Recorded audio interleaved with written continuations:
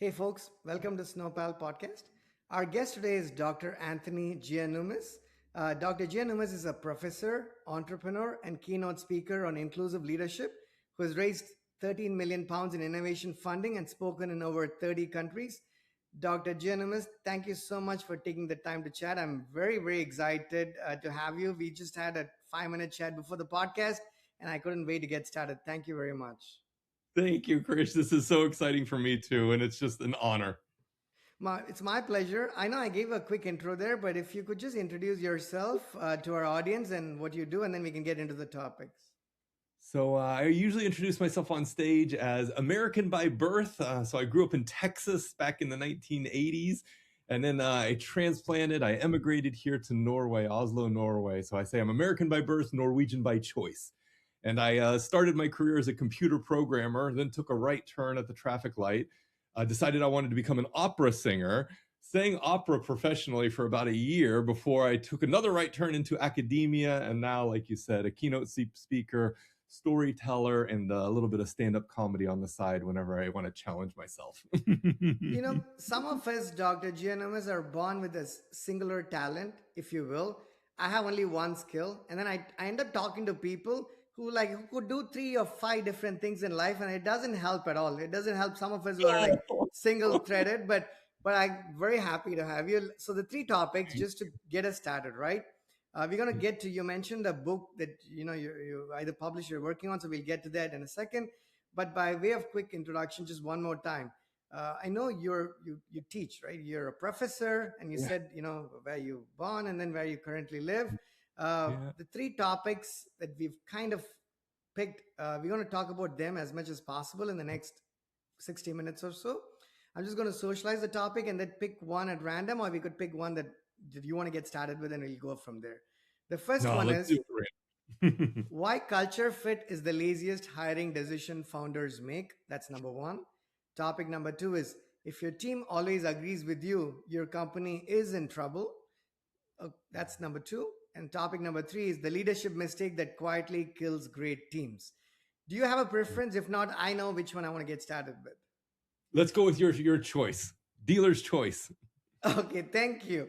Okay, I'm going to pick seemingly the easiest of the three because it gets more complicated as I look at the topics here.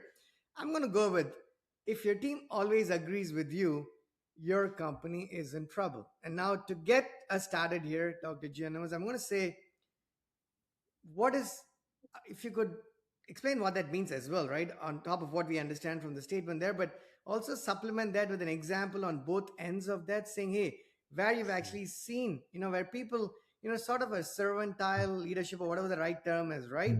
Where people, it's nice when people listen to you, but it's not always good, right? But so I want, if you could just speak to us about that and what do you think are both ends of that spectrum? Sure. So, for me, this main issue comes all down to listening.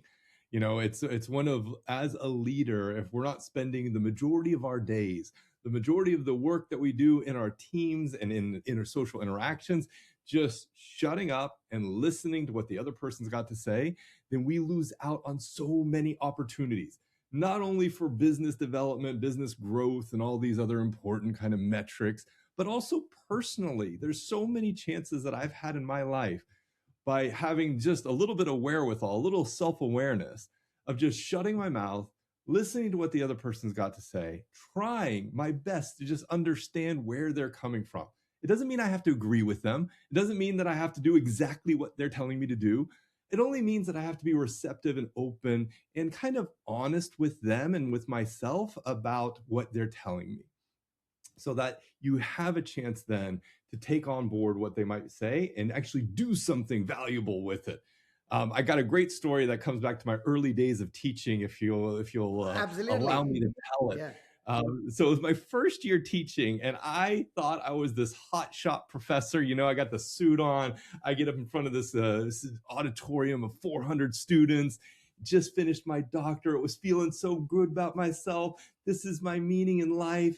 And I gave what I thought was like the lecture of a lifetime. I was on fire the whole 2 hours. Students were like glued to me on the edges of their seats. And so after the class, I'm just like, kind of packing my things away, giving myself a little pat on the back. And a couple of students come down, and they say, oh, this was such a great lecture. We can't wait for the rest of the class. And as everybody started to leave, there was one student left. And so I was kind of just holding back a little bit to see if she wanted to talk to me. And she comes marching down to the front of the auditorium. She stands herself right in front of me, and she pulls out this notebook, and she says, Anthony, I made a list of all the things you did wrong today. And like my mind melted. Like I wanted to say, did you see what I did? That was amazing. This was the best lecture of your life. You have no idea what I can do, what I'm capable of. And I wanted to just kind of shout her down and put her in her place and throw her out of my class. But I sat there and I listened to what she had to say. And, it was pages worth of stuff. And a lot of it kind of stung. A lot of it really hurt my ego. I was really kind of almost offended. I was just like, what the fuck? Like, why would you say something like that? And then some of it was like, okay, that's something I could actually do. I could do that. I could fix this problem. And then some of it was this, existential, student in university trying to find their way kind of issues. And so afterwards, I took a beat. I thought about what she had told me, and I tried to do some of the things she was telling me. And what I got out of it was I became a better professor. I became a better teacher. I became a better leader. I became a better researcher. And my profile at my university grew as well, because then she went around and told all of her friends, oh, give Anthony feedback. He will actually listen to you. He will listen to what you're saying. And she told all her other professors, Anthony actually listens to me when I tell him something that he doesn't want to hear. And all the other professors started to look at me with a different sense of respect and a different sense of recognition. My boss started looking at me, oh, Anthony's a professor that listens to his students. So just this simple act of listening is really, really profound. It can create really, really profound changes in the life of a leader, of an entrepreneur, of someone who's really trying to create some change or trying to create a path or a journey for themselves. Dr. Giannoumis, where were you 25 years ago when I was going to college? Because as somebody who spent a lot of time in college, and I have multiple opinions about whether or not I should have spent that much time, but someone like you who's a professor, I actually want to be listening. I'm trying to think every minute I'm taking by asking a question is a minute wasted not listening to you, but I'm going to have to ask these questions to just chug us along. Thanks for that story, but here is my very specific question about that story. Sure. You come across as somebody who's a good person who's willing to, let me rephrase that.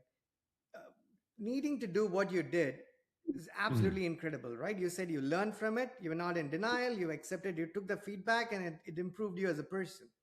Now, while that's a good thing, unquestionably, right? There's no two ways about that. Does it have to be in it? Or is that something you can acquire? It's not a skill, right? It's actually a personality. So if you took somebody who had a different personality, but agreed with that approach, will their personality actually preclude them from being able to act upon something like that, even if they had the intent to do it? Or do you think that's a possibility outside of your personality? I mean, first of all, I just want to kind of erase any mythology there is about me being some enlightened individual in this circumstance. I was very visibly upset at the student for talking to me that way, for upsetting the hierarchy and the positions of authority. Right. Like it hit me to my core. It really it did, like I said, offended me. So I don't want to put myself out there as being some like enlightened individual. I wasn't, certainly not at the time, and still to this day. I have to be aware of my triggers, because when somebody comes to me and gives me critical feedback, especially unsolicited feedback, like the first thing that comes in that I react to is like the heart starts racing and I go into that fight or flight mode that like, oh, either screw you, I'm leaving, or let's have this out. Let's, do battle. And being aware of that trigger, being aware of that physiological change that happens when you think somebody is attacking you by criticizing you is like the first biggest step. Because once you're aware of that, the signs, and I start to get agitated. And like I said, my brain starts to race and I start to get angry and upset.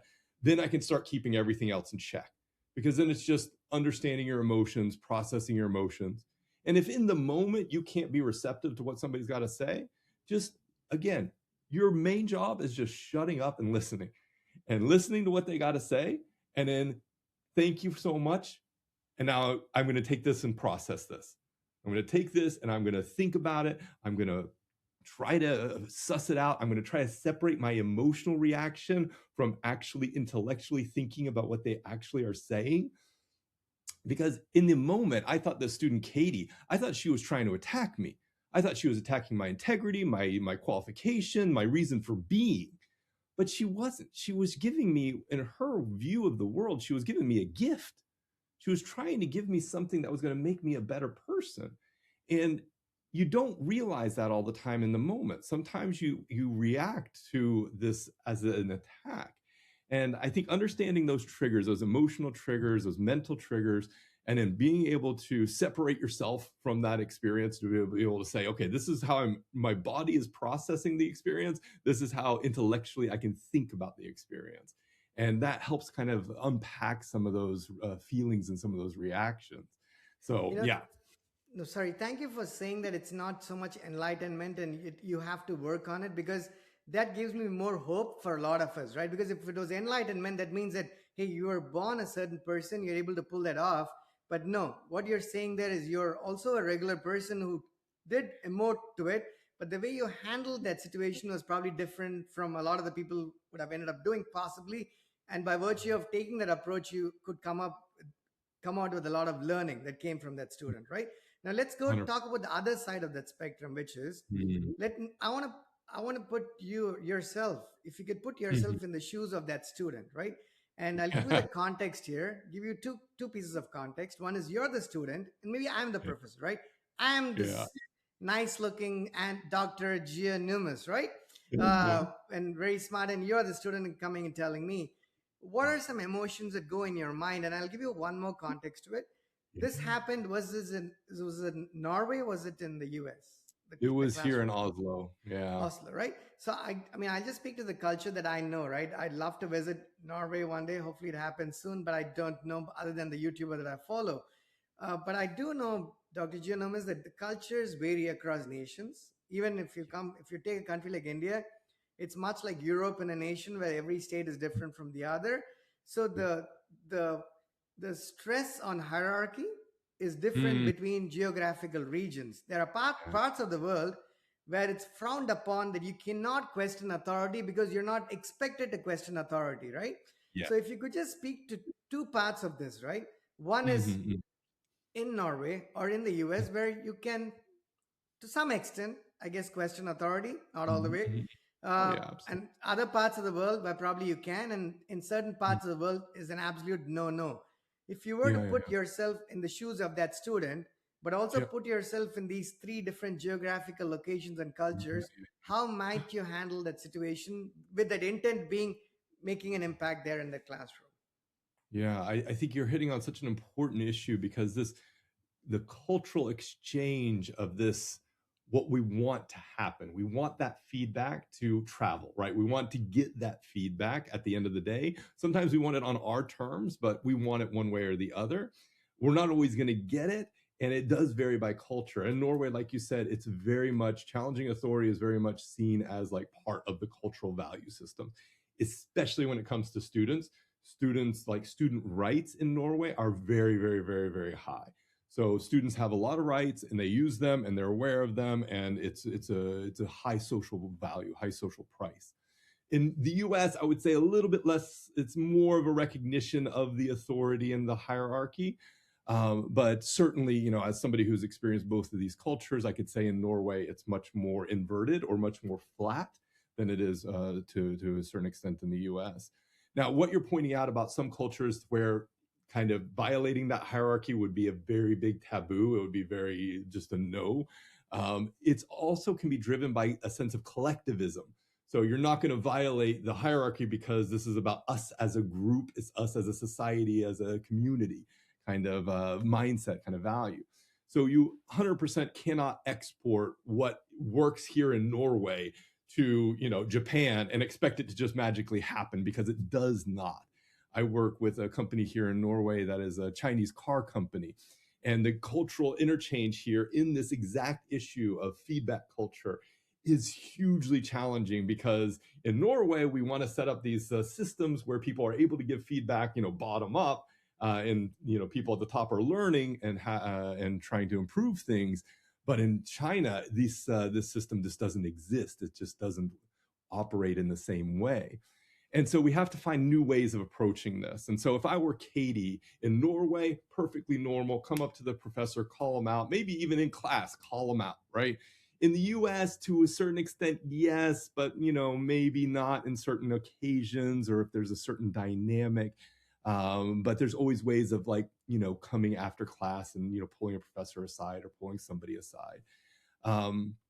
But in these more collectivist cultures, or cultures where it would be frowned upon to violate that social hierarchy, what I've seen being very effective is if you have a sort of ally that exists or that can navigate both levels. So you have a senior level and you have a junior level, and if you need feedback on the junior level to travel up to a senior level, what you need is somebody on the senior level who has an ally at the junior level. So building that relationship, cultivating that relationship, so there's trust, so that somebody at a senior level will be able to be aware of, hear about the things that are being discussed, talked about, insights that are being gained on that junior level, without necessarily knowing exactly who, or without somebody having to stand up in a meeting and call somebody out, or even have to pull somebody aside in the corridor and saying, hey, we should do it this way rather than this way, that kind of thing.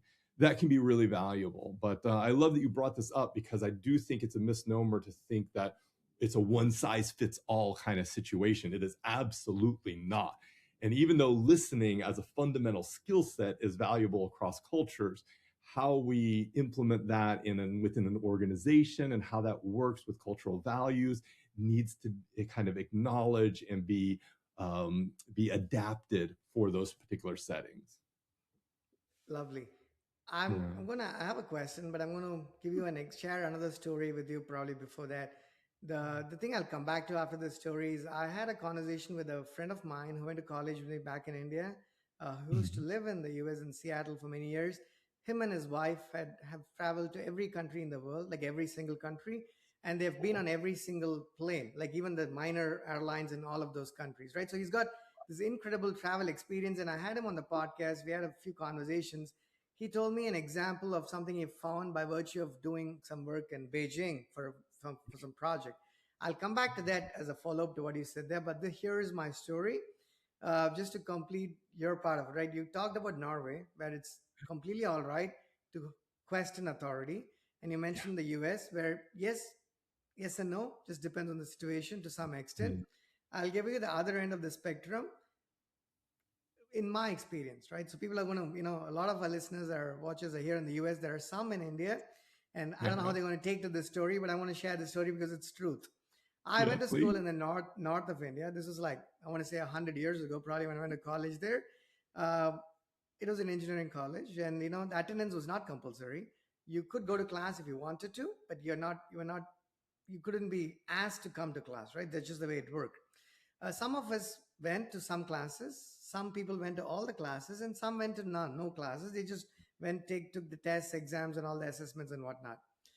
I had not gone to a lot of them, but not gone to this particular class. I think it was like either microbiology or circuit theory. I forget what class it was, but I do Yeah. remember what transpired. This is the other end of the spectrum of questioning authority.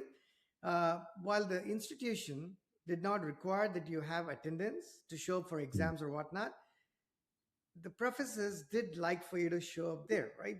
They did not appreciate it that you did not show up to class, but they had no way to get back at you other than some ways that each of them were creative about. And here is this professor. This is what he did, and I'm going to tell you this did happen in a society. I don't know if it happens now. It certainly did, at least to me. So I went to pick up the papers. You stand outside the classroom after your quizzes or exams. And if they bring you the papers, they're going to distribute that. So you want to pick that up, right? So you show up only on those days. So we hang out outside the classroom. And then we saw the professor or his assistant subordinate bring the stack of papers. Yeah, he's going to distribute the exams. Like, we took that a few days ago. We are eager to see what happened. So I go to the Mm. classroom. A lot of people, India is a diverse country, so names are not pronounced particularly correctly. A lot more Americans pronounce my last name better than probably I do or a lot of the Indian people do. So this professor would say, I still vividly remember this, right? And thanks for humoring me and explaining this lengthy story, which hopefully Oh, I love has it. I some love it. element of humor at some point. Uh, so I go to the classroom. Going paper by paper. He's calling out students and some who've been in the classroom all the time. So he likes them. There's this camaraderie. I can see the smile. And then he picks up this paper with this long name with a bunch of characters. And he's Mhm. trying to read out my name. He's never seen it. He's never seen this person in the class. He goes, Krishna Sami Palaniappan, or he butchered the name, but that's less of the point. And I knew it was me, right? So this was on the Right. second floor in one of the university buildings. So I'm Yeah. eager. I was not great at circuit theory, but so I want to make sure I at least pass that exam or the quiz. So I'm going there to pick up the paper. So I walk up to the professor and I'm not manufacturing any part of this. My imagination is not here. I might forget some of the things because it was 25 years ago, but it's for the most part, it's the truth and nothing but the truth. I go to Right pick up on. my paper. He looks at me. He's like, okay, I've not seen you in this class ever, right? This is the first time you're showing up here. And he looks at it. You're Krishna Sami. Okay. This is how much you got in the paper. And he was sitting on a desk and there was a window at the, right? He was on the second floor or the third floor of the building. He goes up to the window. He throws the paper out he shouts, right? Just flings the paper out. He goes, I said, doctor, whatever, like, what did I score? He goes, I don't know. Just go downstairs and pick the paper up. And then, you know, the thing is, it's one part is that this has happened and it had not happened to Yeah. me before, at least up until then. But then we Mm. were not surprised even as students, right? There's two parts to the story. The part where the professor actually did this, but I Mm. think the more painful part is, it's more funny in hindsight, like 25 years later. I promise Sure. you that there was not much humor that I saw in it at that point of time, especially given the fact that that was not my strong suit, the No. course in itself, circuit theory. I went down and Mm. picked up the paper.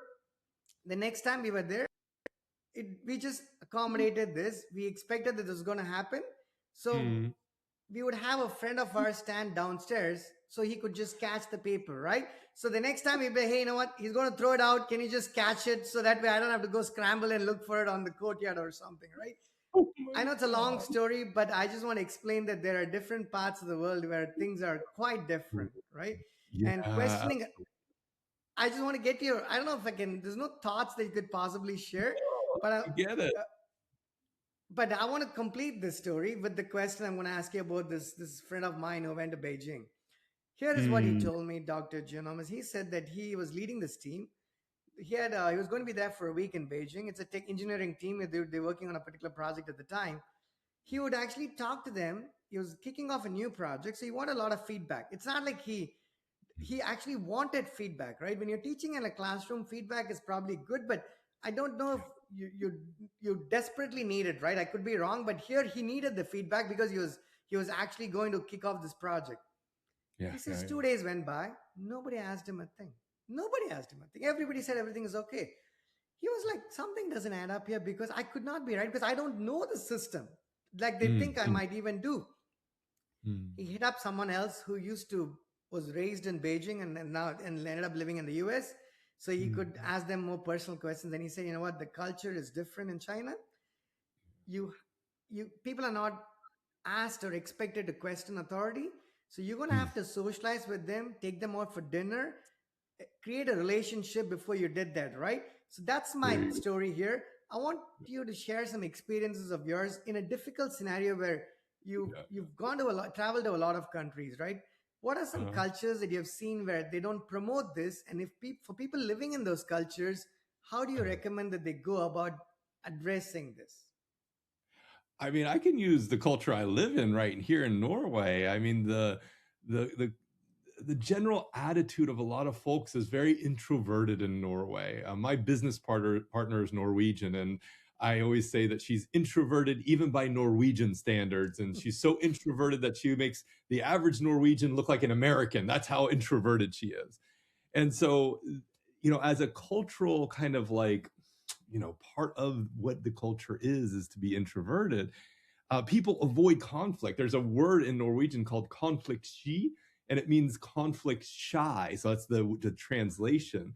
And that's not really a phrase in English that I had ever heard of before. Conflict shy, like you avoid conflict, but not shy away from conflict. That's like two different things in my book. Avoiding is like actively, but conflict shy is just a constant, always like not engaging with conflict. So being in Norway, being American in Norway, especially the kind of American that I am, there's been a little bit of tension here where, you know, if there's something happening or there's an elephant in the room, I want to address it. I want to call it out straight away.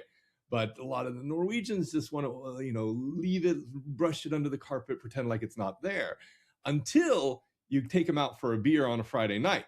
And then suddenly they're ready to talk about it. They're ready to get into it. They're ready to actually deal with the issue. And so I do think that there are different places, environments where it's socially appropriate to engage in this sort of feedback kind of culture or feedback, session. And I think it might be the same in China as well. You got to take the people out after work into a little bit of an informal setting, and then you can have these sort of more critical conversations. You can have these conversations that open up a little bit more insight, a little bit more feedback that you just wouldn't get during the normal 9 to 5 day. Other cultures, you know, there is a lot of structure and authority, but sometimes people just need space. So I worked for many years in Mozambique, and I taught in Mozambique, and you know I worked there on many occasions doing research, doing a little bit of advocacy work, and the character there, at least I saw with my students, was that they weren't they wouldn't proffer feedback, like they wouldn't give you feedback with unsolicited.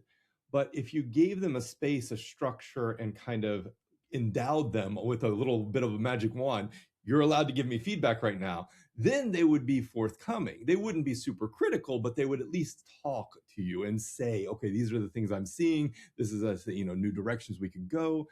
And with, you know, I work in innovation right now, and so like a lot of the work we do in innovation is about getting people from different backgrounds to talk together, challenge one another, you know, poke holes in ideas and stuff like that. And if you don't have an environment, or you don't create an environment where that is not just okay to do, but it's encouraged and it's actively, you know, rewarded and actively celebrated, then you lose all capacity for innovation, because then it's just people like me talking to other people like me, and we're all going, yeah, that's a great idea, that's a great idea, let's do it like that, let's do it like that. And nothing new, novel, interesting, engaging gets done. And usually the things that come out of that are things that are deeply flawed and end up creating a lot of social issues as like, you know, ripple effects. um, so that was the long story towards, yes, there are so many different cultural ways of dealing with stuff like feedback, and I've seen it in a different capacity in Mozambique. My work in China that I already mentioned is very, it was very hierarchical.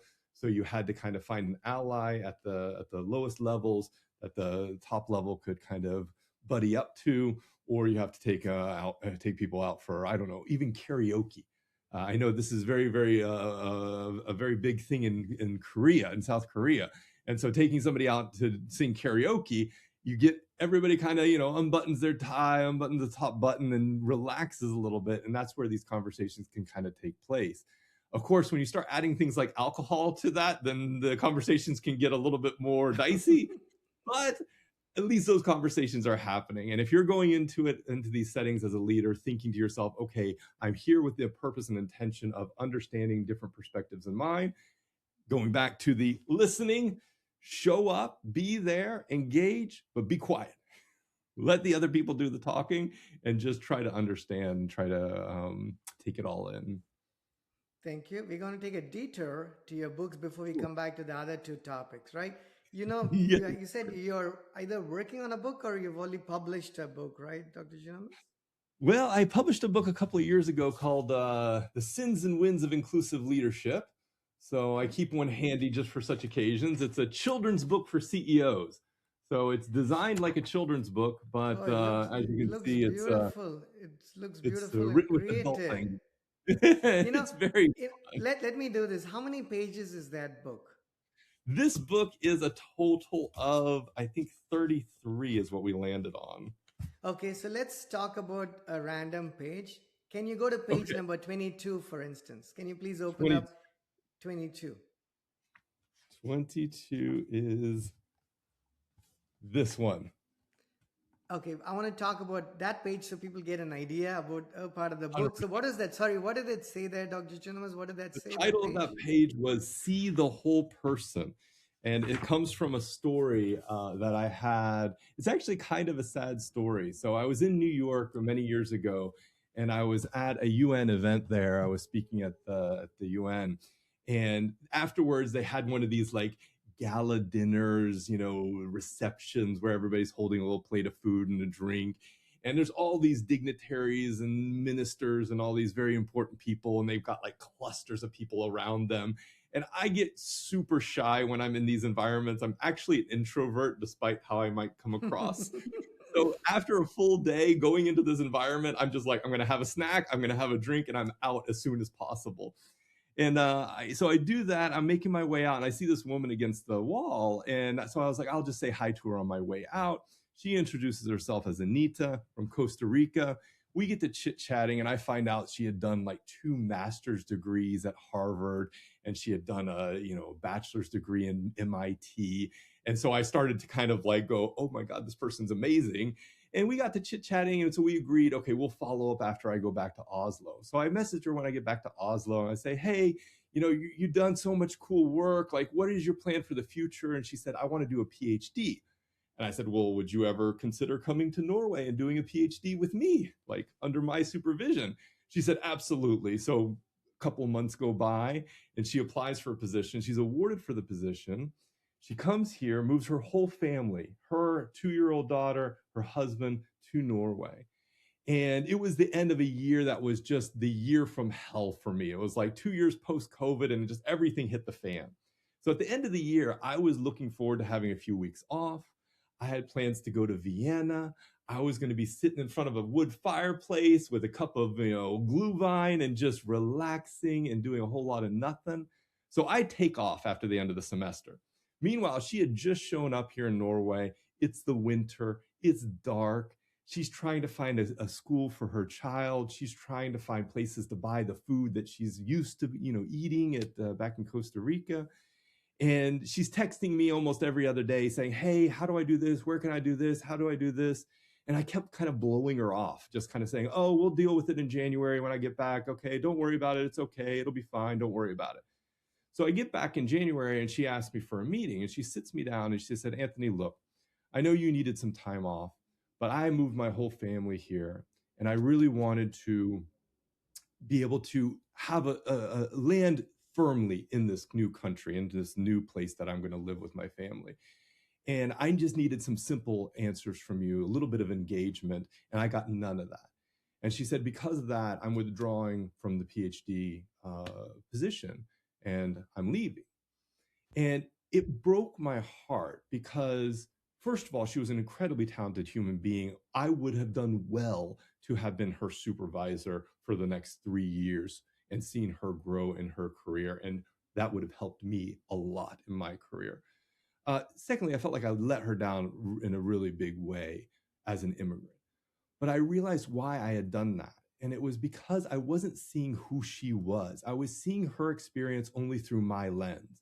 Now, when I moved to Norway, it was the middle of the summer. The skies was beautiful. I moved from the US, so there wasn't a big cultural difference. Costa Rica and Norway is a little bit different.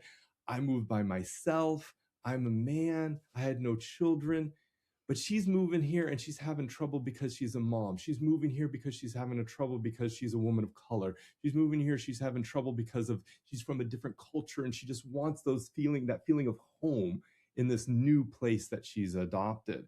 And she wasn't getting any of that because I wasn't even trying to kind of support and engage her, because I wasn't seeing those challenges. So the title of that page is See the Whole Person. And that's what I wasn't doing. I wasn't seeing her whole personhood. I was just seeing her through the very narrow lens that I've seen through my own life. And so it comes down to this issue of empathy, right? Just being able to basically empathize with another human being's experience. And I just didn't have that at that time. And I lost out in a big way, both career wise and in terms of my own personal connections and development, being able to work with someone so amazing. Wow, incredible. Is that book available on Amazon? It is available on Okay, Amazon. yeah, I'll include. Please give me the link, and I'll drop it in the podcast so Oh. people can definitely check that out. It's you said the word empathy. I was going to say it before you actually said it there, but just slightly differently. But here is how I was going to say it before you said it, Dr. Giannoumis, right? I was going to say it as you're a very empathetic person, right? Because you clearly, it's obvious in the last 25 minutes of conversation, I can tell that has to come naturally is what I'm going to keep leaning back to, right? These are things, some things you can work upon. Mm, My native language is Tamil, right? It's one of the mm, oldest languages, if not maybe the oldest. So it's Tamil, right? I come from the southern part of India. It's a beautiful language, and there's many different codes, just like every language has it. I'm not going to do justice by translating it, but I'm going to say it in Tamil, and then I'll say what the English meaning of that is.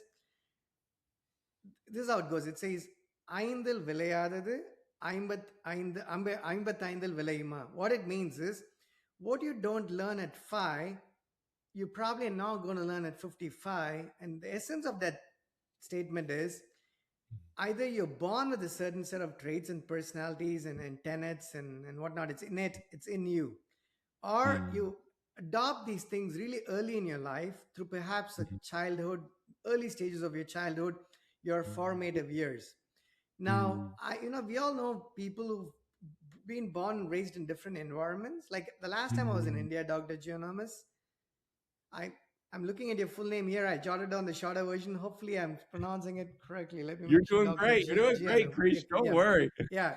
So I was in India, and I took an Uber to the airport, and I had a very good conversation with the driver. He's around Mm, my age, probably a little bit younger, and he was doing that for a living. And I mean, it's doing Uber full time is not a lucrative business from what I can understand. Talking to people who do that, even in the US, it's probably a whole lot more difficult in India. And I was asking him, I mean, I'm not a qualified professor or a teacher, but I do like to share the little learnings I have in engineering with people, mm, just in the hope mm, that they can improve their lives and lifestyles and whatnot. So I was trying to offer this to him, saying, "Hey, is there some way I can help or whatnot?" And I was just trying to socialize with him to understand why he was doing this. yeah. As it turns out, my experience in India is no matter who you talk to, they are an engineer. That's the basic, right? It's like a joke. Hey, everyone Ground is rule. an engineer, but what kind of engineer are you is where it goes, right? Everybody's an engineer. So my question to him was, did you complete engineering? He's like, yeah, of course I did, right? I mean, that's like I come from Chennai, the city, and he had Yeah. completed engineering, mechanical engineering or something. He's like, yeah, I couldn't find work. It was difficult, so I ended up doing this. And I have this Mm, conversation with him, and it dawned upon me, and it's not a revelation, but I've felt this many mm, times, that there was really no difference between him or I from an intellectual standpoint. And if there were a difference, you're probably smarter than me. The only thing that mm, was really different is I was born in a family that could send me to school, send me to yeah. college, pay for these tickets. And now I have a slightly better life than he probably does. Mm, And I mm, share this story with everybody, and I'm sharing it with you here in particular because I want to get your thoughts on this. And here is my mm, question as a follow up to that story. yeah. Anytime, humility, right? I see a lot of humility Mm, in what you're sharing with us here. Somebody who could have done opera mm, for a living, or who's teaching and has got multiple talents, I can feel that sense of humility, and I think that's a very important trait I think that humans should have. But that yeah. doesn't come easy. It's not cheap, it's very expensive, it's not everybody has it. uh, Yeah. I want to get your thoughts on both sides of that, meaning Yeah. I've seen Yeah. people who are incredibly confident. Mhm. Whether or not they've achieved X, Y, or Z, they have a lot of confidence in them.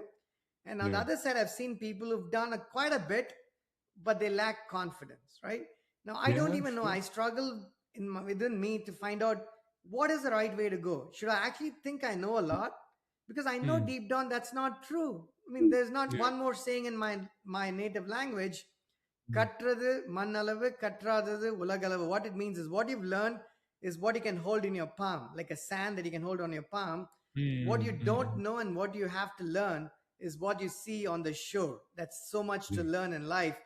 So, how do you, as a professor, who was a Mm. student at one point, who's a professor now, if I were a student and ask you this genuine question, should I Mm. live life with a lot of confidence that I know what I'm doing or I've done a lot of things? Or should I have that sense of humility and err on the side of lacking confidence, so I open myself to actually learning more from more people and not shutting myself into a cocoon? I think you hit on it at the end. I think learning things from other people. And so I don't think, for me, it's never been about confidence or humility. It's been about curiosity. Like, I have a genuine curiosity towards other people's lives and experiences. And it fills me with excitement and interest and just a feeling of like meaning. And hearing you talk about like Chennai, like I just want to ask you 1,000 questions about your childhood, about what you did when you were growing up, what was the life like, what are your parents like. I want to hear all of those stories. And so I think I wouldn't want to fixate on this false dichotomy of either humility or confidence. I think curiosity is where we gotta position ourselves, especially as founders, as entrepreneurs, as innovators, whatever you want to call yourself. Just be curious about the world around you. Be a scientist. Like, scientists are by very nature curiosity driven, right? We want to know, why does it work the way it works? I want to take it apart and understand the little mechanisms behind it all. And I mean, you say, okay, that was, something that you probably learned when you were 5 years old. It kind of was, but I didn't learn it by interacting with other people. I learned it by my dad taking me to like a flea market and buying some broken piece of technology, taking it home and just letting me with the toolbox take it all apart and then not put it successfully back together again. But that feeling of curiosity, being able to see what's the inner workings of things, why are things the way they are, asking those existential questions of yourself and the world around you. I think that's where I would want to drive this question, because that will get you so much further in life than being confident. I think confidence is overrated, to be honest. I think there's no value to confidence outside of looking good, looking authoritative. And while that can be useful in certain settings, especially if you want to be persuasive or influential, it kind of falls flat whenever things actually like hit the fan, whenever things actually get challenging or difficult. So, and I wouldn't want to espouse, humility just for the sake of being humble. I don't think of myself as a humble person. I am almost on the side of arrogant, depending on the culture and the context that you would take me. There are many a Norwegian that would describe me as horribly arrogant, even though I do try to kind of not hold myself above anyone, but think, what is this person an expert in that I don't know anything about? And this comes back to something my mom always used to tell me when I was a kid. There was a poem that she used to recite to me, and part of it was, every person in some way is your superior. And so part of my life has always been driven by that, trying to understand, what does that person know that I don't know, that I would like to know, that would be something new that I didn't know before, that I could learn and expand my knowledge, expand my worldview. And what that's enabled me to do is also then connect with people who are from very, very, very different backgrounds and cultures and identities than me, because I wasn't always going at it with this sense of like, I know everything or I know nothing, but what do you know that I don't know? And the more you know that I don't know, the more I like you, because I want to know more. Absolutely. I don't know if that made any sense No, at no, it all. does. It certainly does. Absolutely does. So, Yeah.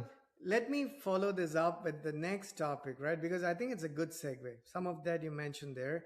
The topic being, the title being, Why Culture Fit is the Laziest Hiring Decision Founders Make. Yeah. And I'll give you a little bit more context, right? Based on the story you shared with us, with the student who's coming to learn with you, doing the Mm. PhD, from page 22 of that book. You had mentioned that some of your learnings were that you had not initially seen what her experience might have been from Yeah. her shoes in particular, right? Because things are different.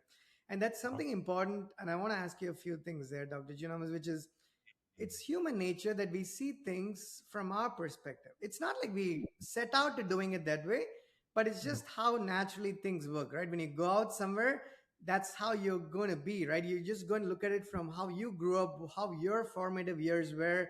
And sometimes, when you've done a lot of travel, plenty of reading, or worked with a number of different people from different cultures, you cannot be ignorant anymore because you didn't have the luxury of being ignorant. But that Mhm. luxury of not being ignorant is actually a blessing that was given to you by virtue Mhm. of life actually treating you well and Mhm. providing those opportunities to you, right? So it happened organically, but not Mhm. everybody is in that position. I will take an example of one of my realtors from many years ago, Minnie, right? She's a wonderful lady, culturally very different. My Mhm. wife and I were the first Indian people she actually had an interaction with, as she had told us at the time. She was Mhm. born in Virginia, Southern Virginia, I think. Mhm. She had moved to Northern Virginia, about 2 hours up north, but she had only lived in the DMV, which is the Washington D.C., Maryland, and the Virginia Metro. Her travels, not 200 countries, not 30 countries, not maybe 12 countries, maybe I've gone to 8 or something like that. She had never been outside the US. She had never been Mhm. outside of these three states in the US. So Mhm. her entire life and life's experience was a result of a 40-mile radius or a 60-mile radius. Sure. Now, Sure. Sure. an incredibly nice person, but Mhm. unaware of the rest of the world and the cultures. Now, I want to present this nice person with very limited worldly experience to you and ask you this next question about the Mhm. culture fit, right? Just that being the context. When we talk about culture fit into companies, we hear this all the time. Hey, you know what? You're a great candidate, not a culture fit. Or this is a Mhm. culture. A lot of times I feel like if you don't like me, the culture fit is a very politically correct way of saying you're not the right person, right? It's possible. Now, 100%. what I want to ask you, Dr. Giannoumis, is take this example of the realtor who Mhm. is, let's say she was a realtor, she's not in engineering, but I'm going to present this very complicated hypothetical scenario to you to help us Sure. walk out of that. Let's say she, I don't know, is a VP of engineering or something hypothetically, right? And then she's trying to hire somebody. She's going to hire somebody who maybe looks like her, maybe talks like her, not because she's intended and hell bent on doing a discrimination, but it's Mhm. because that's all that she's been subject to. It's Yeah. everything else is like touching a hot pan, like, oh my God, I don't know what Yeah. that person is, I don't know where they're coming from. So if I Mhm. presented Minnie to you, if I gave her the position of a VP of engineering, Mhm. because being Dr. Giannoumis, who's open to this, who's traveled a bunch, talked to a lot Mhm. of people, is a little bit easier. I'm not saying it's way easier, but Mhm. it's a little bit easier than Right. Minnie doing the same thing. How do you think someone like Minnie, because there's not just one of her, there's like Mhm. hundreds of thousands of millions of people like her, how should Mhm. they be addressing that situation so they do quote unquote the right thing, but not be influenced by their genuine lack of experience in a lot of those areas? Yeah. Yeah. Yeah. I mean, I think the first thing to do is just separate what you mean by culture fit versus the value of having a different perspective can have in your team. I think that that would be the first thing, because culture fit basically comes down to, are you comfortable with the other person? And so sure, if somebody's never interacted with, a black or a brown person, they may not feel comfortable right off the bat having an interaction with them if they've never had that interaction before in their life. So one is unpacking that, understanding that that's where the disinclination might be coming from, but then also looking at the value that person might have in their identity, in their perspective, in your team, because there's so much that we can get out of a person on your team, whatever their responsibilities may be. There's so much more that we can get out of them besides just what's written on the page, right? What's written on their CV, what's written on the job description, that they can bring to the table because they have a different perspective entirely. So let's just take engineer, right? An engineer from Egypt living in Norway is going to have a massively different experience than a Norwegian engineer living in, who only ever has lived in Norway. these perspectives can be so valuable for a company when they're thinking about scaling, when they're thinking about expanding, when they're thinking about trying to understand the different utilizations of a piece of technology, how a piece of technology is being used. All of these things matter in a big way. And I got a great story on how this lesson, how I learned this in a really difficult situation. So early in my academic career, I'm in my office and I'm doing my whole office, emailing, all that nonsense. And this notification pops up on my screen, and it's an email from a UN.org email address. So this is the United Nations. And it was the Secretary General of the UN's International Telecommunications Union based in Geneva, inviting me personally to a high level expert hackathon. And so my first inclination was, I'm going to make a team of all of the most authoritative professors that I know at my university, my colleagues, my boys, right? The guys that I work with all the time, the ones that are in the office next door, the ones I've had, 5 years of collaboration, written articles together with, those were the guys I wanted to bring. I wanted them on my team until I went to my boss and asked them for the funding so that I could go to Geneva. And she said, only if you bring 3 of your students. And my first reaction was heartbreak. I was like, you might as well throw this opportunity away. This is a waste of my time and energy. You're making me bring 3 students to an expert level hackathon. This is silly. And she named the 3 students, and she said, I want you to bring Dembe, Diane, and Dasha. And these 3 students, different from different parts of the world. Dembe had just immigrated from Tanzania to Norway like a week before classes started, so she knew nobody. Dasha, I didn't even know what she even looked like, because every time I saw her in class, she's like buried behind her laptop and she's never paying attention to anything. So I'm like, how is she going to even contribute? And then Diane, she's just, again, that's the Norwegian introversion. She's so quiet. She's very shy. I've tried to engage with her after class and she just kind of scurries away. And so I'm like, this team is just going nowhere. So we get to Geneva. I've already given up hope. And they come up with an idea as after the 2 days of the hackathon, and all the other teams are doing this, like AI, machine learning, virtual reality, robots, all this other high tech stuff. And my students had come up with a website. They pitched their solution to a jury from the World Health Organization, other UN agencies, the IEEE, if you know this international organization. And I was kind of just trying to hide on stage so nobody would see me. I was just like, maybe I can bury myself behind the laptop and just PowerPoint while they do the pitch. And so we go back and sit down, and then they start announcing the awards, and they announce those 3 students' names: Dembe, Dasha, and Diane. Please come to the front. You've won top prize. And I have it. They gave me a copy of it, and I have it hanging in my living room.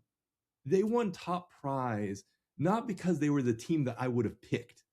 They weren't the team that I was like, this is the winning team.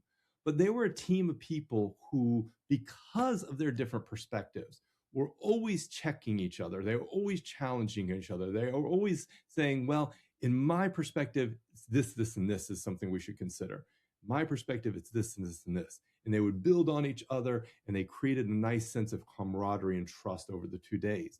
Unbeknownst to me, it was only afterwards that I was able to pick apart this whole thing, because we went back with a different team 2 years later and we won again. And so at that point, I was sitting there in my office just trying to understand what were all the mechanisms that were behind these 2 really amazing wins. And one was the diversity of the team. Everybody came from different perspectives, different backgrounds. They all brought their own way of thinking and working, and they built trust. They were able to create a sense of connection, of camaraderie, of trust, so that when they did challenge each other, nobody took it personally. They were always trying to build on each other.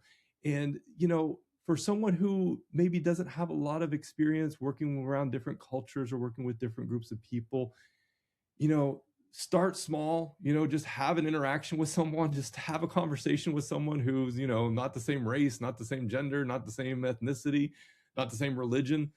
Just talk to them, make that connection happen in some small way. It doesn't have to be anything profound, but then build on that and then try to find ways that you can understand how much value can come out of someone who doesn't have the same perspective as you do. Wow, incredible story. Thank you for that. I have a couple of things to ask you there, but I want to also Sure, hit touch upon the last thing. I'll come back to the question I have here, but just me. to Sure. cover the gamut of what we have here, Dr. Giannoumis, the last one is the leadership mistake that quietly kills great teams. What mistakes are you referring to there? I think the big leadership mistake that really kills teams is just not learning. You know, think it comes back to our conversation that we had about confidence and humility.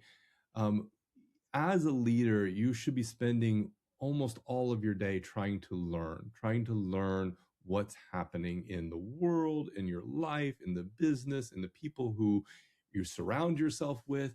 If you're approaching all your work with that learning mindset, then you're going to grow so fast. And especially young leaders, I think there's a huge capacity, huge opportunity there for them to grow really fast in a really strong direction because they haven't gotten to this sense of where other things are closed off. There's this concept called the expertise trap, where someone who is more senior in a field often feels comfortable in their lane, but then they also feel comfortable going outside of their lane, but they're often kind of incompetent in those areas. And there's a lot of value for understanding and learning in what a kind of a reverse mentorship capacity. So a lot of my best mentors have been people who are 10 years younger than me, who have less education than me, who are less experienced than I am, because they bring a perspective that someone who's senior to me is never going to be able to bring. And I'll give you an example. The only reason I'm on this podcast right now is because I was sitting in a cafe with one of my mentors, an 18-year-old guy who dropped out of high school. And I call him my mentor because I was sitting with him because I was asking him, what should I do with my career? And I said, I got this point where I have 50 academic publications. I got all this money that I've gotten from different agencies giving me money to do research. I built this body of academic knowledge. What do I do now? And he said, well, have you ever thought about, going and creating like a social media account and talking about your research? And I was like, nah, it's going to be too much effort. It's too annoying. He said, no. He said, just go on with your phone, record yourself 2 minutes and post it to, TikTok or Instagram or something like that. I said, okay, fine. 2 minutes is nothing. I can do that. That's easy peasy. So I started doing that. And then I started getting curious. Well, how do I do this better? How do I do this differently? Why does this person do it like this? Why did this person do it like that? And I went back to him over and over and over again over the course of like 5 or 6 years. And most of the career that I have today, the ability to go out and speak on stage in front of 3,000 people at an arena, the ability to go teach students is driven by this this young man who just challenged me to try something new and try something different. Now, if I had gone to somebody who was 10 years senior to me, 20 years senior to me, emeritus professor, 1,000 publications, 10 million euro worth of research grants, they would never have said, oh, record 2 minute video of yourself and post it on TikTok. They never would have given me that advice, ever.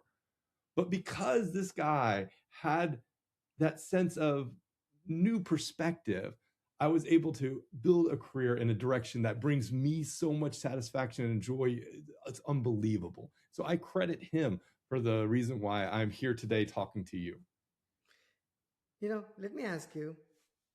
You talked about a number of things here that you've learned, even as somebody who knew your core, disciplines. You gave us so many examples of you learning from somebody else. You talked about learning from a student. You talked about learning from this kid at the cafe. You talked about learning from the person who came to learn from you doing a PhD, right?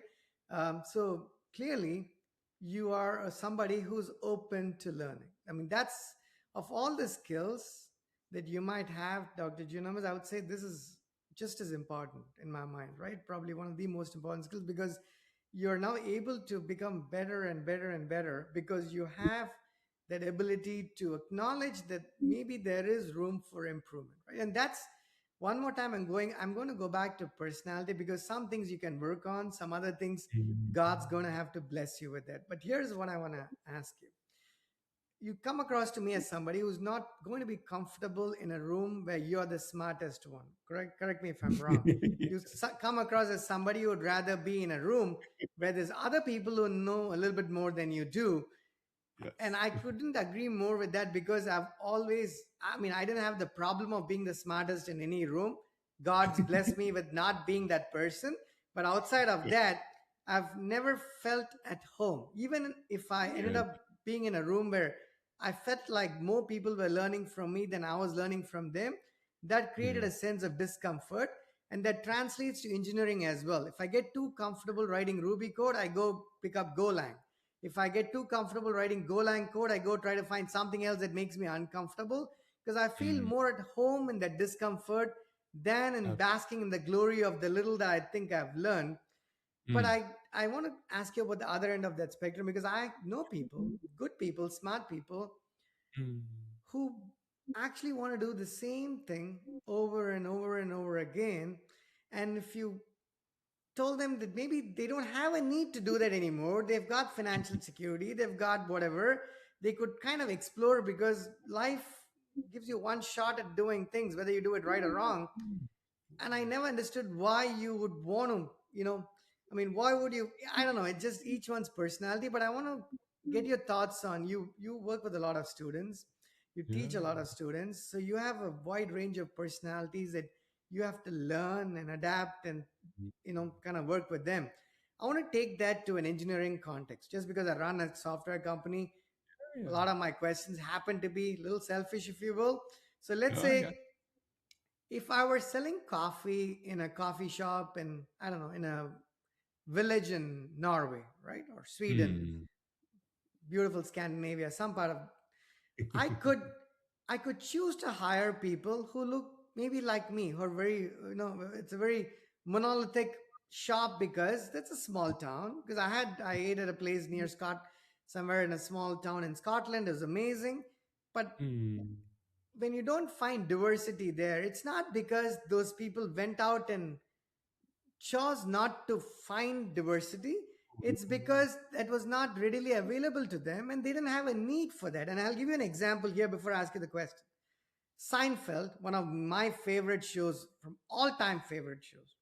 They asked Seinfeld, Jerry Seinfeld, you want to be very careful asking him or Larry David any questions, because they are 1,000 times smarter than anybody asking them anything. So you got to be really careful. If you're questioning Quentin Tarantino or Larry David or Seinfeld, you better get your Yeah. act straight and be sure what you're asking. So they asked Yeah. Seinfeld, oh, why is it that a lot of your casting, most of the people in the show Yeah. happen to Mm. be maybe white, and the Yeah. four people, the main characters, happen to be white? Yeah. And Yeah. Seinfeld's immediate reaction was, I think I'm paraphrasing what he said. I was so happy he had actually said that. He said, we didn't go looking out for people to fill all these range of colors or anything of that nature. No. We want to No. cast people who had a certain talent. If they Mm. ended up being of a certain color, that's Mm. that. What do I care, right? I just found the four most talented people to play those roles, and we hired those four people. And I give this Mm. as an example, Dr. Giannoumis, because as somebody who's colored, as a colored Mm. person, I feel like I can ask this question more liberally than somebody else, right? I True. feel True. like It's a great. sometimes, in the name of diversity, in the need to appease a population, in the need to Yeah. appease a group of people, are Mm. are we as people generally doing Yeah. things that we don't necessarily believe in? I mean, I'm hiring like six different people of six different religions and races and Yeah. whatnot, Yeah. not because they were the best people for the job, but it Yeah. was because I have to appease a community. Yeah. Yeah. How do we deal with this as a society? Because what is the right or wrong answer here? I mean, there's a definite right answer, and that is if you're hiring somebody because of their color and no other reason, then you have a big Correct. problem on your Right. hands because you're really you're missing the whole point. Focusing in on the issue of diversity is not about checking boxes. It's not about, oh, I have a woman now on my team. Oh, I have, somebody who identifies as LGBT on my team. Like, that's not what it's about at all. It's about understanding the value that someone can bring to the table who has a different perspective. So let's take your coffee shop as an example. So you're in rural Norway somewhere and you have your cafe and you're just serving black coffee every day. Black coffee, black coffee, black coffee. That's all anybody buys is black coffee. And you only want to, you only hire white folks because that's most of the people who are applying for your jobs. But then one day, somebody from Pakistan or from India decides they want to apply for the job. And you look at their CV and they don't really have a lot of the qualifications, but they got enough qualifications. They're equivalent of somebody coming out of high school. They're not really barista level, but you wouldn't necessarily not hire them because of the qualifications. So you say, okay, why? Let's give them a shot. Let's bring them into the team. And then they come to you and they say, hey, have you ever thought about serving chai latte? No, I never thought about serving chai latte because my customers only buy black coffee. Well, why don't we try serving chai latte, see what happens? Okay, fine. Let's try serving chai latte. So we serve chai latte. Suddenly it blows up. Everybody wants chai latte because all they've ever been drinking was black coffee their whole life. And they didn't realize chai latte was even a thing. And now you have this new business model. You have this new business opportunity now to sell two different lines of customers. So now people are coming in and getting their black and coffee, and then they're getting a second chai latte because they like it so much. You're never going to come across that mindset if you're only surrounding yourself with people like you, because you're never going to be exposed to that other perspective, that different way of thinking, that different way of working. So while, Seinfeld's statement on the surface sounds fine, humor is contextual. Humor is cultural. There could have been so much more funny that came out of that series had he brought in a more diverse cast of characters. Now, that's not to say let's hire somebody who's not funny, but just because they're black. That makes no sense whatever. It's illogical. You would never do that. You want to hire somebody who's, like we talked about, a good fit. They fit the role. They have the qualifications, but they're also a good addition. They bring another perspective that you don't already have on that team. That's where the real value can come in. And nobody, no matter their race, gender, identity, or anything else, wants to be hired on a position just because of some superficial characteristic. Nobody wants that. They want to be valued. And they want to be valued not only on what they can do, but the perspectives and their background and their identity that they're bringing to the table. That's seeing the whole person. That's what that's all about. Why does time move so fast? It's unfair. How many more minutes can I ask? I have a couple more things to ask you. How many more minutes can I squeeze out of you? Let's squeeze those last two in. I love it. I'm loving the questions. These are very exciting to talk about. Thank you. About 10 minutes, right? 10 to 12 minutes. Thank you so much. Yeah. I'm here for you. We talked about a broad range of things, right? And you shared a lot of stories with us. Thank you for that. And a lot of my questions were through direct experience or through things have had other people tell me. Not so much a natural next question, but I have a couple more things to ask you. But I want to give you an opportunity. If there was something you want to ask me, any number of questions, doesn't matter to me. Do you have anything that you want to ask me so you could catch your breath for a few minutes? Sure. I want to hear, what is the favorite food that your mom used to cook when you were a kid? Oh my God. It's funny because, one of my customary questions, Dr. Giannoumis, on the podcast is that last food related question. I promise you, because every podcast has had that, I'll come back to it with me asking you, but I'm going to go back to your question, right? Your question is, what is the favorite thing that my mom made, correct? That was your question. Yeah. And how do you make it? Two extremely difficult questions. I'll tell you why. It's going to be brevity is not my forte, as you probably figured. So it's going to be a 3-minute long answer, maybe. My mom, she lives in India. I talk to her all the time. I don't travel much to India. I don't like flying. So the alternative is I call her all the time. I turn the phone on and we go about our lives, and we don't really talk all the time. So it's a 2-hour phone call where I'm doing my stuff and she's doing her stuff. And we just talk here and there where things pop, right? That's just the way we live our lives. But she still complains that I don't visit there and whatnot. That's a different story. India is a very interesting. I'm pretty sure you've been to India, right, Dr. Giannoumis? Yeah. So have you been to Chennai, the southern part of India? No, I've only been to Bengaluru. Oh, okay. We are about 100 miles from Bengaluru, right? That's very close to that. So Growing up in India, you don't do a number of things, and here's what I mean by that. You want to get go somewhere, if you don't have to be extraordinarily wealthy. If you got a certain amount of money, it doesn't have to be a lot of money. You could have somebody chauffeur you, you could have somebody cook for you, somebody clean up, there's a maid service and whatnot, right? So we grew up in India. It's an interesting combination, if you will. Growing up in India, okay, America is a land of milk and honey, right? It's got all the money and it's all the wealth and whatnot. So some of us aspire to come for the wealth. I came here for other reasons. I wanted clean water and air. I didn't need anything else. And I come here. I got picked up by this guy from college in Texas. Sorry, I'm coming to the answer to your question, but it's got a little bit of background here. So he Love picks it. me I up. love it. Keep He going. picks me up at the, I think, the George Bush Airport, IAH, if I'm not forgetting the airport code. Yeah, yeah, And yeah. here's me coming here when I was like 20, 21 or something, thinking, okay, this land's got like, oil flowing in Texas, or, money, dollar bills being thrown up in the air or whatnot. And I grew up not wealthy or not poor, but from a decent, mm, borderline affluent, whatever family in India, right? So I didn't have to Mm. look for things. I had what I needed for the most part. I come here, parking was $2.75. And the guy who picked me up, he took me to the car. It was like a broken down 20-year-old truck, like a F-150 or whatever the truck was at the time. And that was my first experience of looking at it. And I'm like, this cannot be true. I mean, we had a much better car like back in India. This is supposed to be a different world out here, right?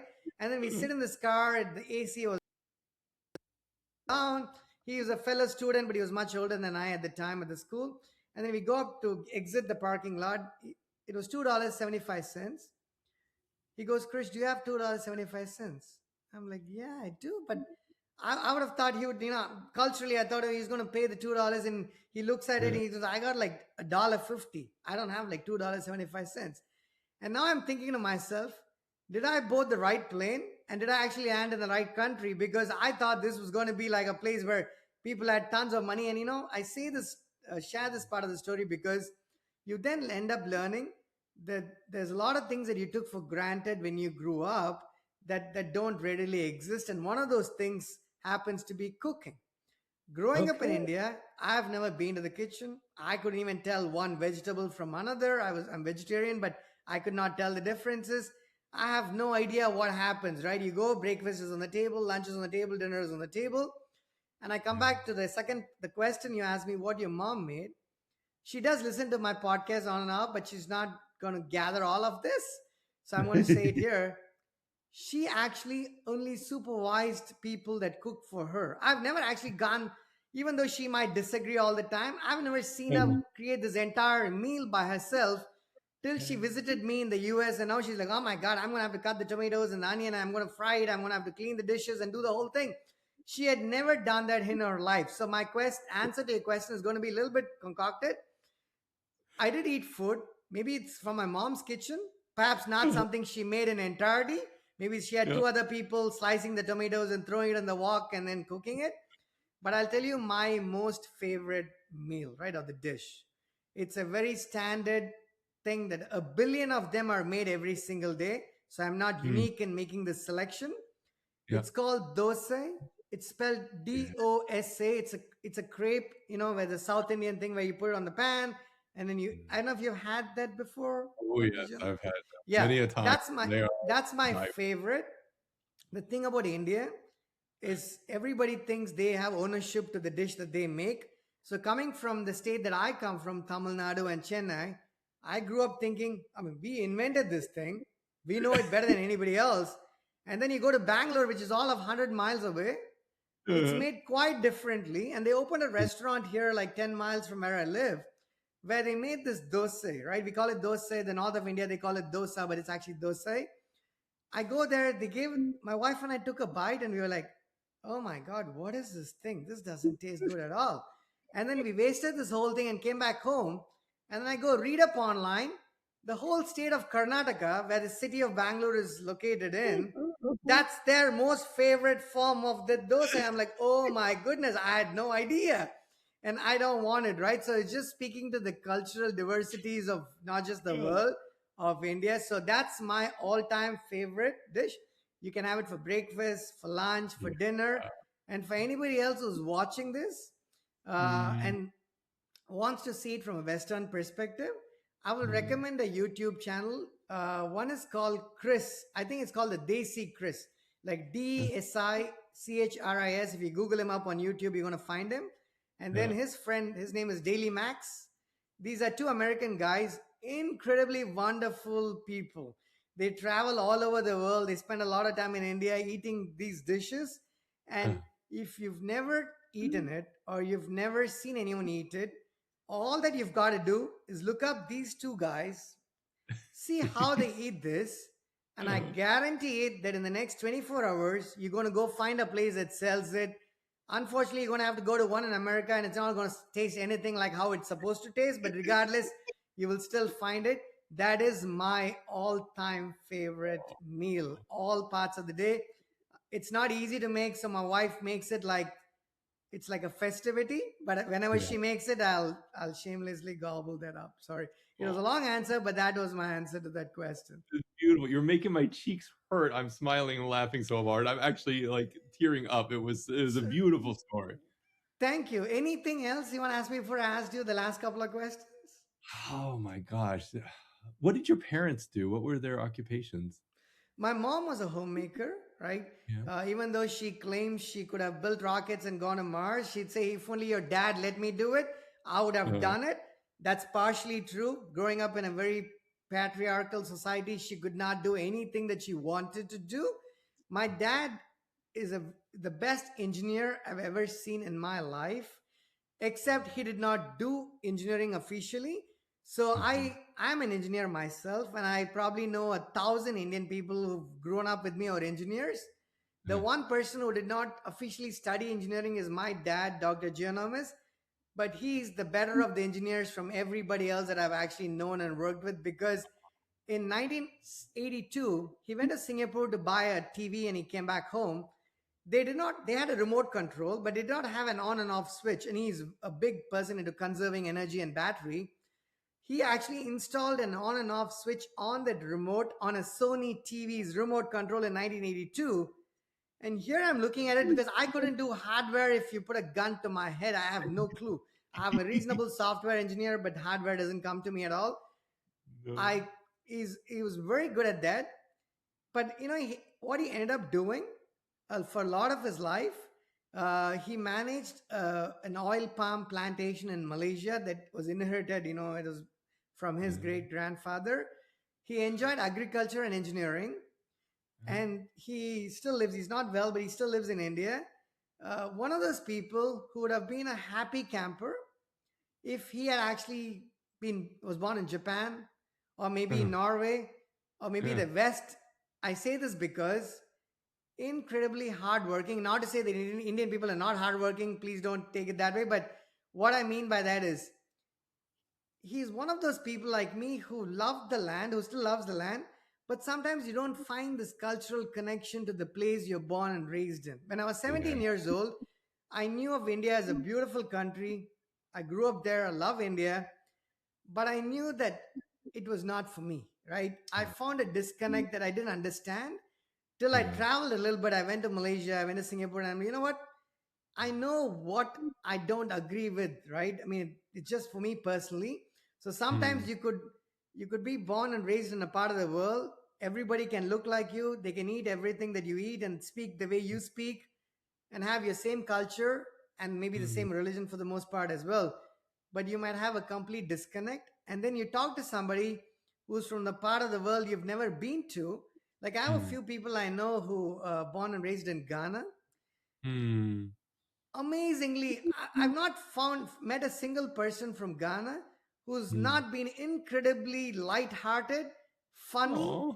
and just been friendly, right? I was like, oh my god, and I have a feeling, based on my body structure and how I look, I have a feeling my forefathers, like from a 10 generations ago, have got to be from somewhere near Ethiopia, because I go to DC and I talk to these guys from Ethiopia and they're like, oh my God, are you Ethiopian? I'm like, are you Indian? Because we look exactly the same. There's literally no difference, right? Yeah, it's just that experience. So My dad's an engineer, mom's a homemaker. They were married when they were like 16, I think. And my Uh, mom, to this day, genuinely believes that she could have done better, right? She genuinely believes that. And I'm like, why? My dad's smarter. He looks really good. Why do you feel that, right? But she's like, nope, I could have done better, but this is it, right? I live with it, right? And she talks to me about culture shock, Dr. Giannoumis. She tells me that you went to America, you found a cultural difference, culture shock, right? Or culture differences or whatnot. She tells me that she was born and raised in her dad's house, who clearly was a wealthier person. She said, marrying your father, I got the biggest cultural shock in my life. I didn't even have to go to Norway or Switzerland or America. Just moving like 10 kilometers away to your dad's house was the biggest culture shock for me, because they do not agree with each other in any facet of life, right? Which is incredibly funny to me that there could be two people. I mean, there's a lot more Indian couples who are just like that, so it's not surprising. But that's just the answer: is he's an engineer and she's a homemaker. oh, it's such a beautiful response, and again, you got me teared up with happiness here because oh, I think you speak so much to the immigrant experience, that feeling of like I am where I am, but I feel like there's somewhere else that I maybe belong a little bit better or belong a little bit in a different way. I'm And a multi-generational immigrant. Like my grandparents actually emigrated from Greece. This is why I have the last name Giannoumis. So they emigrated from Greece to the US. And then, they had my dad, he had me, and then I moved to Norway. So and for a lot of the same reasons, the area I grew up in, Texas, and then later moved outside of DC, it never felt like home for me. It never felt like this was a place where I belong. And then, I ended up coming to Norway just because I got a job and it sounded interesting. And it took me a few years to get, feel comfortable here, to feel like this was my home. But then, it happened one day. I was just walking down the street and alongside a park going up to my apartment, and it just felt this overwhelming feeling of like connection. And then this, I don't even say sometimes that I come from Norway. I don't even say that I come from Oslo. I say that I come from the neighborhood that I live in here in Oslo, called Grünerløkka, and they call it Løkka for short. So when I come in and through security and immigration in the airport, and they say, where do you live? I say I live in Løkka because this is my community. These are my people, and sometimes you have to go far away to find that. amazing, right? I have the last two questions for you. Anything else Yeah, you want to ask hit me? me. I'm here Anything else for you it. want to ask me? There is, but I guess maybe we should go into the last two questions. Oh no, please. If you have time, ask me. I'm more than happy to answer. I want to know, as a kid, like what was your experience like growing up there? Like you said, you moved to the U.S. because you wanted clean air and clean water, but like, was that was that part of your childhood? Like, did you notice these things as a child, or was it more something that you kind of aged into? Great question. See, I grew up in a house, like I said, right? India is a very diverse country. So a lot of our experience is very specific to the world we grow up in, right? We read about poverty in India, the poor people, and things of that nature. I tell you, a lot of us have been conveniently ignorant about things because a lot of those learnings came after we migrated to the West. Growing up in Mm, that part of the world, either we were not directly subject to those conditions, or we mm, were taught to be immune to those conditions, meaning you were taught to ignore what you saw.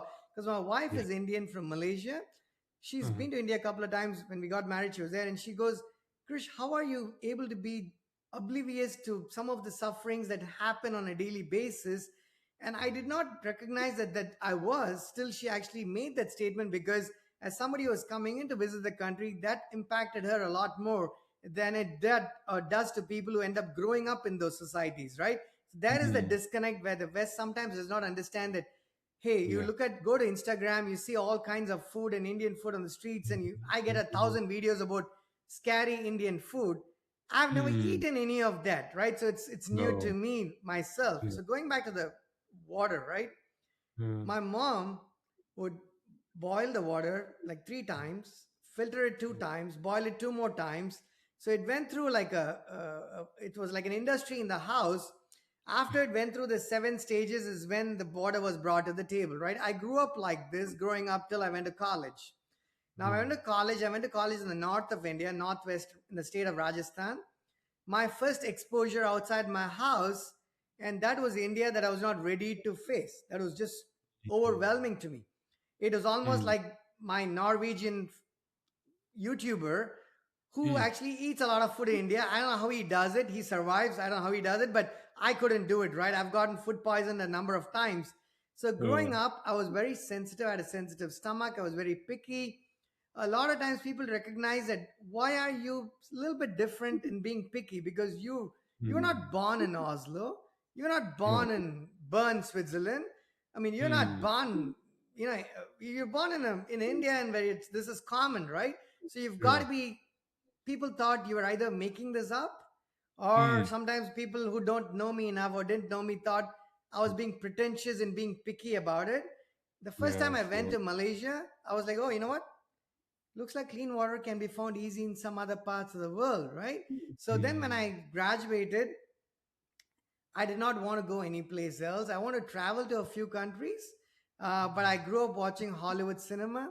I just liked America as a country. I didn't want to live in it. I love cricket. There's no cricket here, but I don't want to go to Australia. I don't want to go to like England. There's only one place I applied to. I was like, if I get to go there, I go. Otherwise, I'm fine. I'm just going to stay in India. And then, okay. when I came here, that was my experience. But I came here thinking America was very different from Mm, what it ended up being, because we grew up watching WWF, right? So when I came mhm. here, I thought every American was like 6 foot 6 inches and like 300 pounds. The guy who came to pick me up was like my height, like 5'7", and probably about my weight. And I'm like, are you sure you're American? He goes, of course I'm American. I'm like a seventh generation Texan, right? I'm like, you don't look that way. I thought you're going to be a lot bigger and stronger, and there's all kinds of ignorance that showed up, right? So then I realized, okay, Yeah. America has got wealth, but it's not necessarily the land of milk and honey that I had Mm, imagined in my mind, or a lot of us had imagined in our mind. Saying, I then mm, saw people work 60-hour weeks, save their money, not expect their parents to pay for college, being mm, thankful and having a sense of gratitude to people when they inherited money. Because in India we take these things for granted, right? Hey, you've got 2 kids, you got to give your money to us, and when you're 60 years old, please don't mm, go anywhere. Don't be like mm. George's parents in Seinfeld and blow all the money. Spend less, live less, so you can give us all the money, right? So a lot of those Yeah. perspectives had only changed because I ended up living here. If I only Mm, banked on Hollywood cinema, I would have mm. enjoyed it, but I would not have actually learned the trueness of the differences, if you know what I mean there. Get you. I get you. Wow. Wow. Wow. Wow. I love it. Your story is a beautiful story. Oh, that's very kind of you to say that, because I thought to myself 60 minutes ago, Dr. Giannoumis has these incredible stories, and he has an even more incredible way of actually narrating these stories. So, Krish, just don't show your ignorance. Keep quiet to the extent possible. So, thank Oh, you for actually even stop it. humoring me there. The last Oh, question I want. Okay, anything else you want to ask me? no, I think we'll cap it there. Okay, the last couple of things I want to ask you. The very last one is going to be an optional question. I just thought of that, and you can answer it or just skip it. It's left to you. But the one before that is a simpler one to some extent. You're going Mm, out to dinner. You yes. can Money is not an object. You can order what Uh-huh. you want, Uh-huh. and it doesn't even have to be the same cuisine. I want to know what your order for appetizer, entree, and dessert would be, and they could actually come from three different cuisines or the same cuisine. But Oh, what would be your hearty meal for dinner? oh. And do I get to pick the cook too? Anybody, anything you can do, and you're gonna have to explain if we Anything don't understand the dishes. Yeah. Okay. So I would starter, I would have a Greek salad from a taverna called Gridia, which comes from the southern tip of the island where my grandparents immigrated from. So I'd have that Greek salad from that place because it's phenomenal. Um, Second course would be my grandmother on my dad's side, the Greek grandmother, stuffed grape leaves, because they're just my favorite food. If I could have like a birthday food, that's the food I'd have. And then it's going to sound silly and kind of offbeat a little bit, but I had a Xiaolong Bao in Hong Kong 10 years ago, and I cried when I took a bite of this dumpling because it just blew my mind in multiple dimensions. And my wife was with me at the time, and she remembers it vividly. And so I think that would be the third course. And then for dessert, when I got married to my wife, we didn't have a wedding cake. We had gelato. So I would have gelato from a nice little, gelateria in Italy somewhere. Wow, amazing. I'm going to ask you about the grape leaf. I have a Yeah. neighbor who's Turkish, and she gave us this the other day. I don't know, is that similar to what you're talking about? Do the Turkish people also have a dish like that? Yeah, but it's like the dosa and the dosa from Oh, I can tell. Chennai. Yeah, it's from, Well, I you know was what? laughing when you told that story because I was like, this is just like the Greeks. They do the same thing. Because Yeah. Greece, Turkey, Italy, like all of these areas, Northern Africa, like the food cuisines can have so many overlaps, but no culture wants to admit it, and every culture wants to claim it as theirs. No, this is ours. We were the one who invented this. No, you didn't. People were eating this for millennia. It's funny you should say that. Like I said, my wife's from Malaysia, right? So Singapore used to be part of Malaysia, right? Before Yeah. it became its own country. So there are a lot of similarities in their culture. And when it comes to food, they call it this food war or whatnot in a lighter vein. I don't know if I'm calling out for the right dish. I think it's nasi lama, if I'm not wrong. Each of the countries thinks that they do it the best way. I have a feeling it's that dish particularly. So if you go to Uh-huh. YouTube, you'll see a lot of videos where somebody goes from Singapore to Malaysia and vice versa, and then they're doing the testing and they're like, you know what? How can this even be comparable? Our version is like remarkably better. I don't know how they actually even believe that that is the case. And Yeah. I'll end this with a last the question, but before that, one of the dishes we eat the dosa, the dosa I mentioned, with a side of chutney, couple of different chutneys, and what we call sambar, right? That's like the lentil soup. Now, Mhm. since I was born, I mean, even till today, I've always believed that that's our dish. I mean, we created it as Tamil people. Everybody Mm. else is just borrowing it. Mm. We own it. Nobody else, there's no question about that. Well, ignorance is surely bliss. I wish I stayed ignorant in this aspect as well as I actually do in many different facets of life, knowingly or unknowingly. 2 years ago, I watched something or read something about it.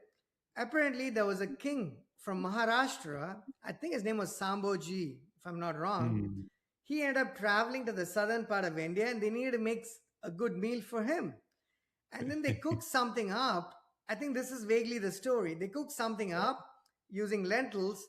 And since his name was Samboji, they came up with a name called Sambar, which means the whole core of my inner being that I've been eating all my life could actually be a soup that came from a different state in India, which for people who know India, we are very passionate about our languages, we are very passionate about our food, and we Yeah. treat every other state like it's a union of states essentially, right? But we stick to our own cultures quite strongly. It was a Mm. shocker, and I've not still come to terms with that. I'm kind of in denial, trying to figure out Uh, if I could find a loophole around this whole story where that's not theirs. But it does certainly mean a lot, right? So that's the story that you didn't ask for, unsolicited, not so much feedback, but a story, if you will, right? I love it. I I love would love to end I this. I'm looking for a loophole to try to Yeah, continue to totally. claim this as mine. 100%, 100%.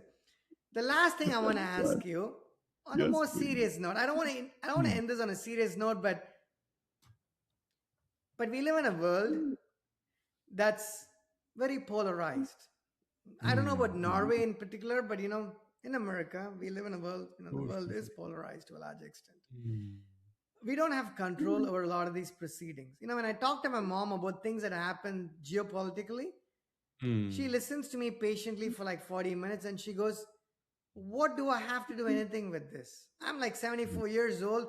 How does it matter to me? And I keep telling her, no, it should matter to you because I don't know why, but I feel like it should matter to you, even though it doesn't matter to her, right? She doesn't go out a whole lot.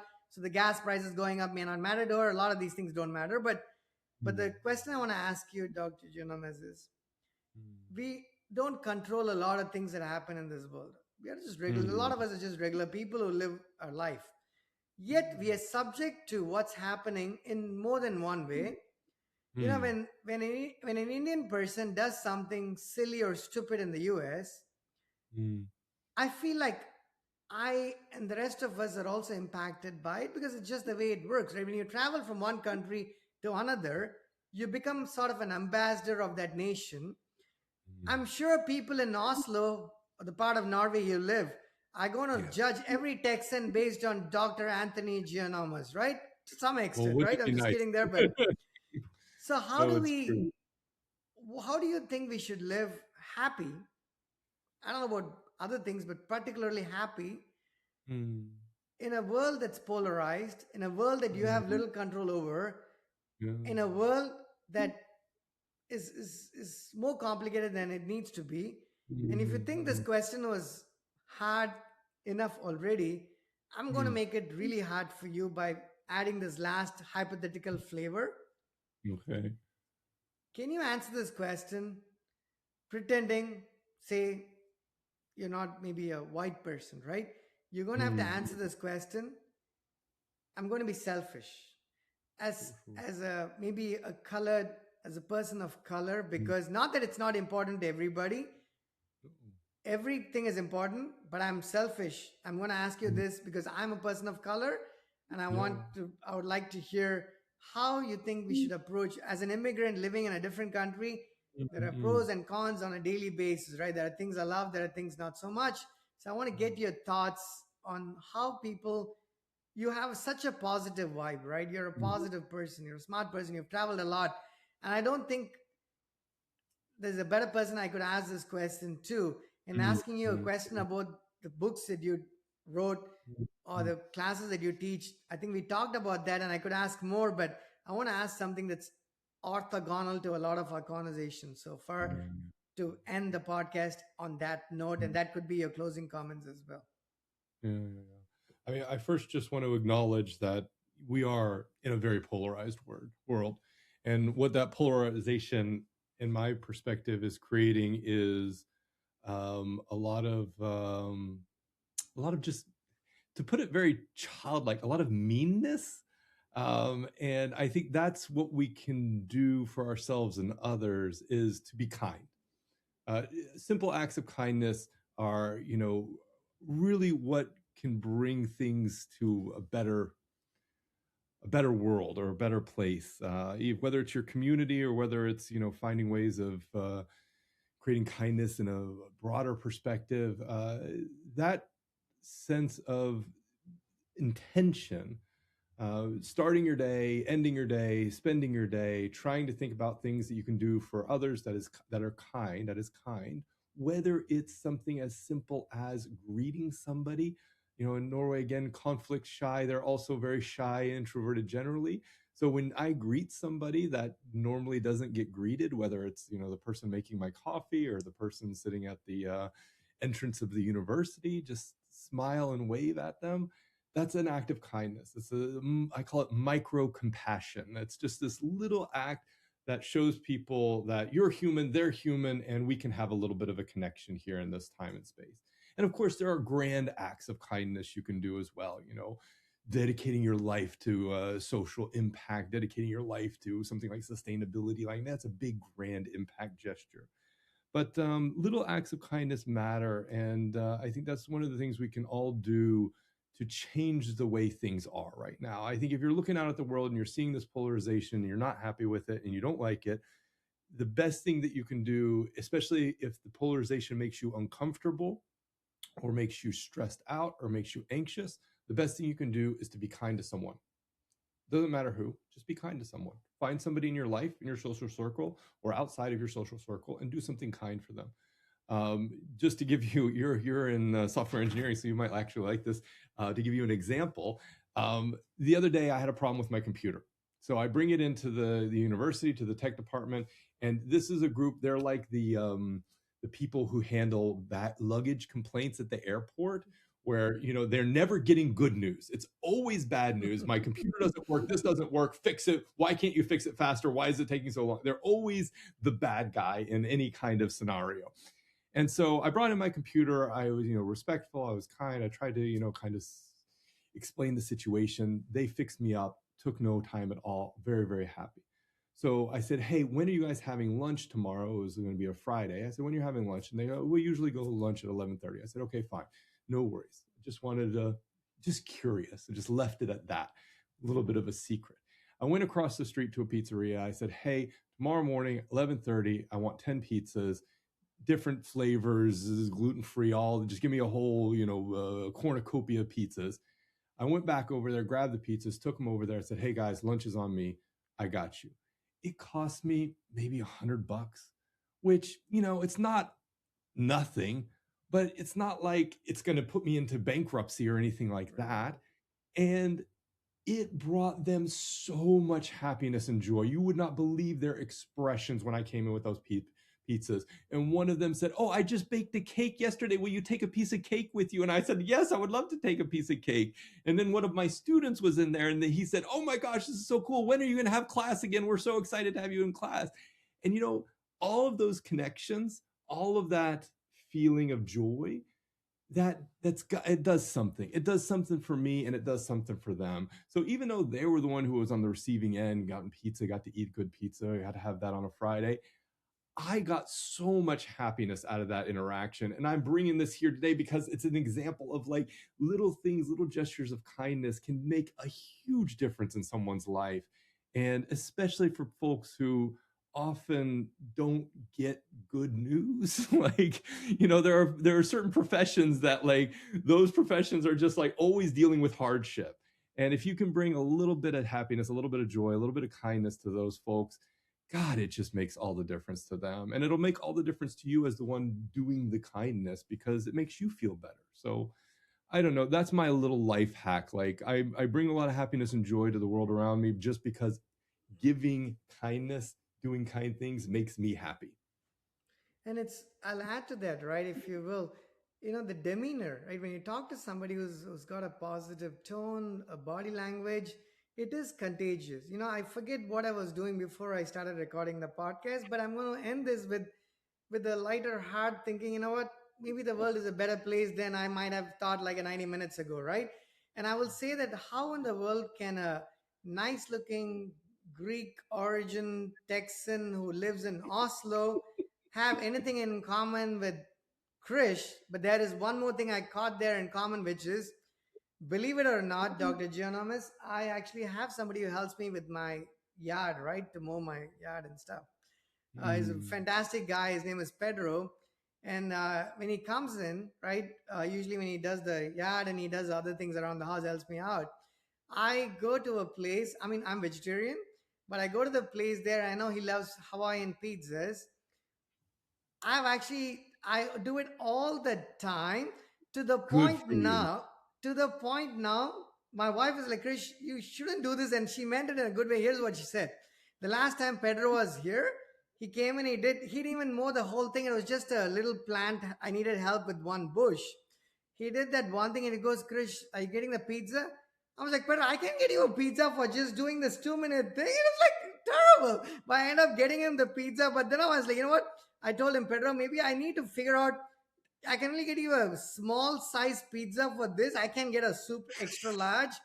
But the thing about small in America, for people who've lived here or been here, Yeah. nothing is small. We call it small, but it's like huge, right? It's all huge. But again, thank you so much. By way of introduction, just one more time, Dr. Anthony Giannoumis, thank you very, very much for sharing all of these incredible stories with so much positivity. I think it's important. Again, folks, if I were you, certainly go buy the book. I'm going to apply to this university. Move. I don't need more reasons to visit or move to Oslo. The There you YouTuber that go. I mentioned, Harold Baldo, my all-time favorite. Dr. Giannoumis is a professor, entrepreneur, and keynote speaker on inclusive leadership, and we know why. Was raised over 13 million pounds in innovation funding and spoken in over 30 different countries. Um, I don't know how to thank you, but I'm just going to say thank you very much for taking the time and having this conversation. The only other thing I would say to our audience is I've had people ask me, Krish, is there a reason why the podcasts are not 30 minutes or not 45 minutes? It's because it's not my fault, not always. It's because the people who show up sometimes are so incredible. I've had our podcasts have run sometimes to 3 hours and 45 minutes, Dr. Jim, whether you believe Oh it or my not. gosh, a Yeah, it's marathon. not one, not two. People ran out of charge and they're like, oh my God, I need to actually end this podcast. I could genuinely go for 3 more hours with you. You know, they released a Hindi movie like a week ago, which apparently is like 3 hours and 55 minutes. I was like, man, I mean, that is long. And there are people actually going there and watching this thing for like 3 hours, 55 minutes. So if you can watch a movie for 3 hours, 55 minutes, you can certainly watch a lovely background. Yeah, I mean, I love your background too. So again, without saying anything else, thank you very much. Anything else you want to add before you call it wraps here? If anybody wants to check me out, they can find my website at inclusiveleadership.solutions. So that's inclusive leadership, all one word, .solutions, inclusiveleadership.solutions. Perfect. I'm going to include the link to your LinkedIn profile and to inclusiveleadership.solutions on the podcast. So folks can definitely check that out. With that, folks, we're going to end this podcast. Thank you so much. Until next time. Hey, Dr. Giannoumis, we want to make sure the first thing is if the uploads. Hang on, did. Oh, yeah,